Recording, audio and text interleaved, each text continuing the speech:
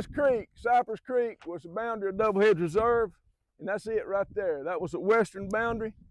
It went 10 miles up the creek, went all the way up the river to Elk River to the Chewally. That's called the Tikinea,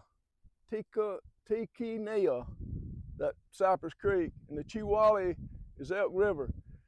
And so from the Hagohagee River, it went 10 miles to the north. So if you plot the square miles of that, it's going to be somewhere between 200 and 250,000 acres that Doubleheads Reserve that was established by the Cotton Gin Treaty of January the 7th, 1806. What I want to talk about though right now is, if you look down, you'll see an island in the middle of the river. The river divides. That's 7 Mile Island. That's the head of Cobbett Shoals. We're between Little Muscle Shoals and Cobbett Shoals. Little Muscle Shoals is about 5 to 7 miles long. The dam is built about 3 or 4 miles from the eastern end of Little Muscle Shoals. These shoals were not, the 3 shoals below this were not impassable. Boats could come all the way up to Florence. But when you got to Little Muscle Shoals, it became nearly impossible to circumvent, to go through those shoals, especially going upstream. Now there's a lot of different groups that come down the river that shot those shoals when they'd wait at Brown's Ferry for a high water, and then they'd come through the shoals. The 3 upper shoals, the water dropped 37 feet, I think, in 34 miles, something to that order. But anyway, Cobbett Shoals was named after the Cobbett family, and I do want to read this to you. And this is from James Logan Cobbett himself. It was written to Governor Harris of Virginia, and he says, "I was born in the Carolinas about 1740, moved to the Chickasaw Nation and married, at about 1740, I moved to the Chickasaw Nation and married into the tribe."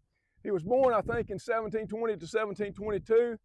He came in with traders from the east on those east and west routes that the British used to bring goods into the area. He married 3 full bloods and 2 and 1 half blood. 2 full bloods and 1 half blood. I got it, 3 wives. And he had 9 kids. Now, his father was not Cobbett, it was Joseph Calvert. And I think it was how it got misnamed is from census takers, and they put it as Cobbett.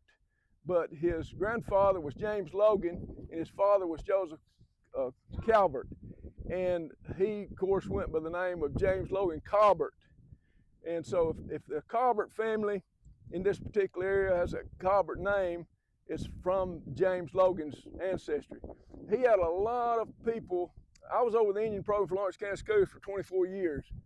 And most of the students we had in any one particular school was at Hatton. And most of those kids, the majority of those kids, were descended from both George Cobbett and Doublehead.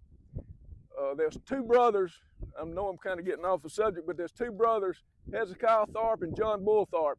I know some of you have heard of Tharptown, Tharp Springs. Tharp Springs was named after John Bull Tharp. He married Parthena Cobbett, the daughter of George. Hezekiah married Nancy Cobbett. Nancy Cobbett, I think, is buried off of 43, close to Littleville. I haven't been to the cemetery, but I've seen her tombstones. But anyway, that's how Cobbett Shoals got its name, from the Cobbett family. One important event that happened, that area across the river is very historic. About halfway down the island, if you look on this map, on the blue, you can see Spring Creek from Tuscumbia. It was also called Coldwater, Ocklawaha, runs into the Tennessee River about middle ways of that island right yonder. And that was known as Tuscumbia Landing. Very, very important site. The French, the Lower Cherokees, and some Creeks had a trading post down there. And on June the 13th, 1787, Doublehead and his warriors killed Mark Robertson. He was a younger brother of General James Robertson. At that time, James had already requested permission to attack the Coldwater village.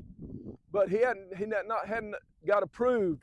And so he gathered 130 volunteers, and he come after the people that had killed his brother. They went supposedly to the mouth of Blue Water Creek and come down the south side of the river all the way to follow the trail down to Coldwater Village. And at the Coldwater Village, they killed 14 Chickamauga Cherokees, 6 Creeks, 3 French traders, and 1 white French woman at that time. And that was at what was called Tuscumbia Landing. Now, if you look over to the next page, there's a map showing you the Coosa Path. That Coosa Path went around the shoals and ended at Tuscumbia Landing. And that was a very important route. We'll talk about it in just a minute. Another thing I want to talk about is the death of Bigfoot. He was killed somewhere between the bridge and this area in here. When he come in here. Right down here on this Cypress Creek crossing. You think it was right in here? Okay.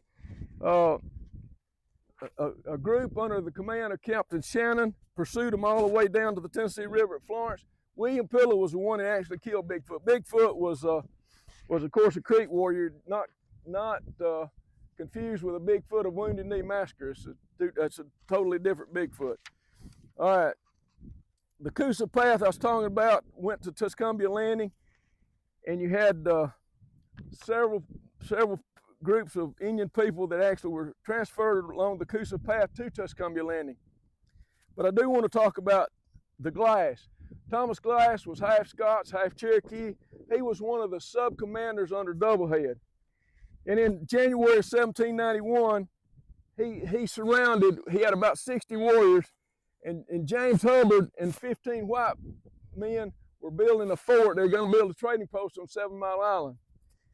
The Glass was effectively stopped that, and we'll talk about it in another time what the Glass did. But he was one of the, like I say, sub-commanders under Doublehead. In 1818, the Glass led 167 of his fullest Indian territory, and he died the next year in 1819. At Tuscumbia Landing, you had 9 groups of Creek people, and I think there's 3 contingents of Cherokees that were moved from Tuscumbia Landing, and some of them would go straight down the river to the Mississippi and then go down the Mississippi to the Red River, and some of them would go from Tuscumbia Landing to Waterloo where they'd get on big steamers. One person in particular, Creek person that I want to talk to, is this guy right here called Chili McIntosh. Chili was the son of Brigadier General William McIntosh Jr., who was chief of the White Stick Creeks. Now, he fought against the Red Sticks at Horseshoe Bend. His father did. But he signed the treaty. This is a picture of him. He signed the Treaty of Indian Springs, and the government assured them that they would protect him, but they didn't. He was killed on April the 30th, 1825. Now, after he was assassinated, Chili McIntosh hid out among the Cherokees, and he was one of the first major removal contingents in 1827. And I want to read, he was brought to this area right over here. And Chili McIntosh, I want to read what he says. He said, Tuscumbia, where we camped for a few days, intended to take boats down the waters of the Tennessee and so to the Mighty River. Here we have remained several days and have received all kinds of hospitality, good treatment. The citizens of Tuscumbia have treated us like brothers, and our old helpless women were furnished by the good women of the town with clothing.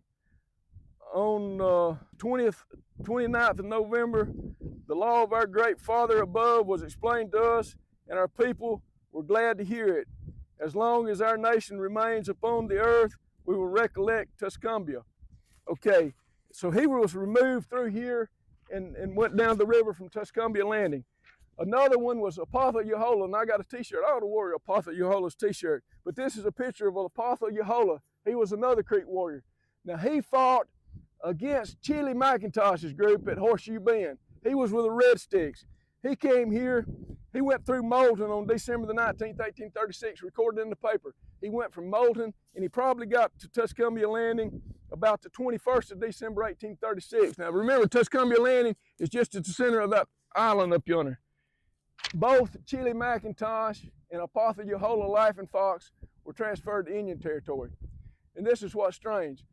Chili McIntosh joined the Confederacy because he didn't trust the government because he had his father killed.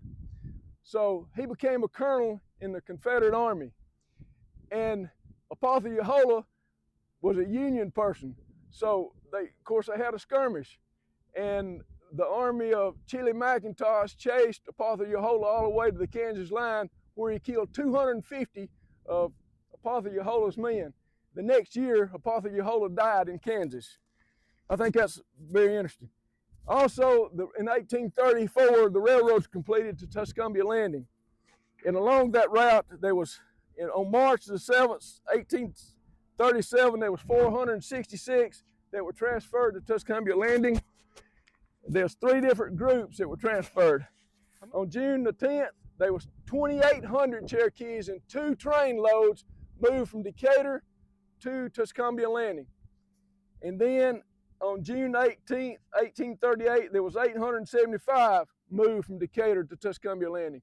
And all that happened right down the river. Now, the reason we didn't go to Tuscumbia Landing, they got a gate on it, and you'd have to walk about, Angela, how far is it? About a mile? Where's she at? About a mile walk, isn't it, down to the landing? But if you're interested in going to Tuscumbia Landing, there is a gate at the park, and they were going to develop that park for a tourist attraction, but it never did get developed. We're ready to go to the next one. Where do you want to go, Hayes, from here?